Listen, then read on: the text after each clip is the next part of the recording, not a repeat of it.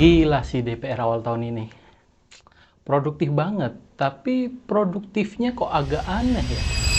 Coba kita bedah, ada 3 kejadian aneh dalam minggu kemarin. Pertama, soal pengangkatan Adis Kadir menjadi Hakim MK. DPR memang punya wewenang untuk menunjuk atau memilih 3 Hakim MK. Hal ini tertuang di dalam UUD 45 pasal 24C. Agustus lalu mereka sudah milih Pak Innocentius, Ketua BKD DPR, untuk jadi Hakim MK. Namun Januari lalu dianulir dan digantikan oleh Adis Kadir. Kita tahulah siapa Adis Kadir ini kan? Nih, Habibur Rahman bilang, keputusan ini diambil berdasarkan pandangan dan pendapat fraksi-fraksi yang ada di Komisi 3 saat uji kelayakan dan kepatuhan Adis Kadir.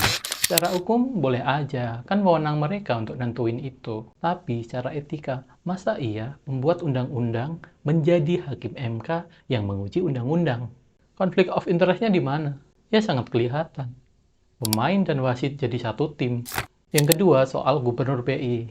Di Undang-Undang P2SK, pasal 41, tugas DPR itu menyetujui yang ini harusnya jadi filter kompetensi dari calon-calon yang ada.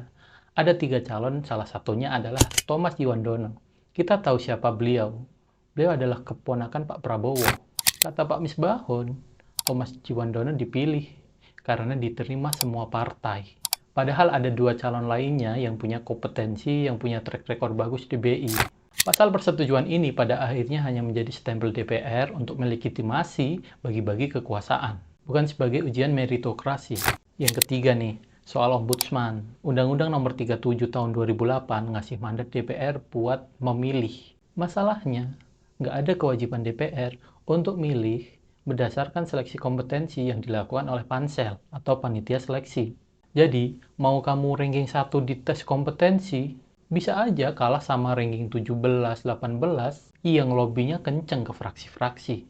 Polanya jelas, undang-undang kasih wewenang buat mengusulkan, menyetujui, dan memilih. Tapi di tangan DPR sekarang, wewenang itu jadi alat legitimasi untuk bagi-bagi kekuasaan.